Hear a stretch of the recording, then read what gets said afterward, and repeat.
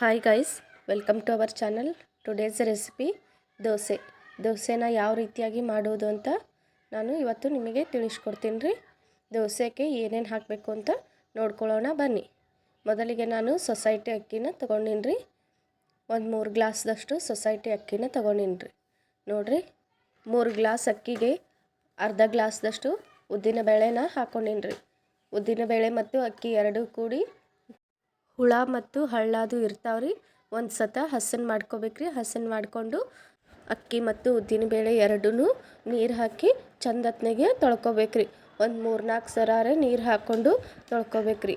ತೊಳ್ಕೊಂಡಾದ ನಂತರ ಈ ಬೊಗಣಿ ತುಂಬುವರೆಗೂ ನಾನು ನೀರು ಹಾಕ್ಕೋತೀನಿ ರೀ. ನೀರು ಹಾಕ್ಕೊಂಡ ನಂತರ ಇದಕ್ಕೆ 1-2 ಟೇಬಲ್ ಸ್ಪೂನ್ದಷ್ಟು ಕಡಲೆಬೇಳೆನ ಹಾಕ್ಕೋತೀನಿ ರೀ. ಕಡಲೆಬೇಳೆ ಹಾಕ್ಕೊಳ್ಳೋದ್ರಿಂದ ದೋಸೆ ತುಂಬ ಮೆತ್ತಗೆ ಟೇಸ್ಟಿಯಾಗಿರ್ತಾವ್ರಿ.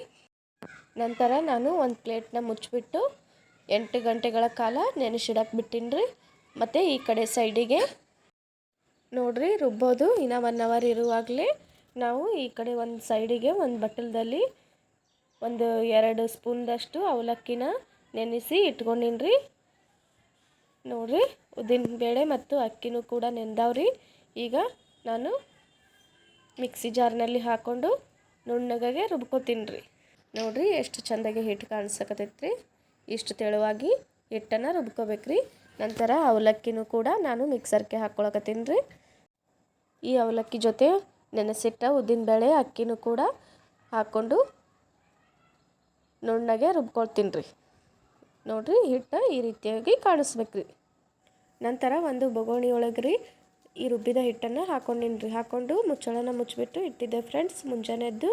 ಮತ್ತು ಇದಕ್ಕೆ ನಾನು ಸೋಡಾ ಮತ್ತು ಉಪ್ಪನ್ನು ಹಾಕಿ ಚೆನ್ನಾಗಿ ಕಲಸಿ ಮತ್ತು 2 ಗಂಟೆಗಳ ಕಾಲ ಮುಚ್ಚಳನ ಮುಚ್ಚಿ ಇಟ್ಟಿದ್ದೆ ಫ್ರೆಂಡ್ಸ್.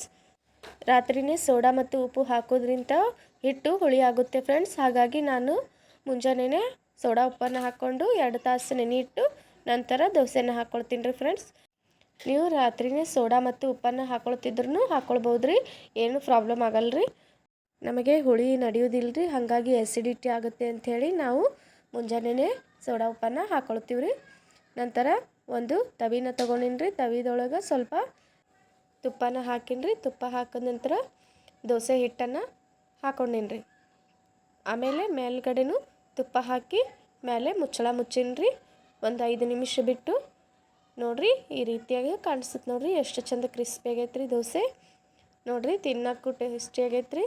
ಕಲರ್ ಕೂಡ ತುಂಬ ಚೆನ್ನಾಗಿ ಬಂದಿದೆ ಫ್ರೆಂಡ್ಸ್. ನೀವು ಒಮ್ಮೆ ಮಾಡ್ಕೊಳ್ರಿ, ನಿಮ್ಮ ಮನೇಲಿ ತುಂಬ ಟೇಸ್ಟಿಯಾಗಿರುತ್ತೆ ರೀ. ಈ ವಿಡಿಯೋ ನಿಮಗೆ ಇಷ್ಟವಾದರೆ ಪ್ಲೀಸ್ ಸಬ್ಸ್ಕ್ರೈಬ್ ಮಾಡಿರಿ, ಲೈಕ್ ಮಾಡಿರಿ. ಧನ್ಯವಾದಗಳು ರೀ.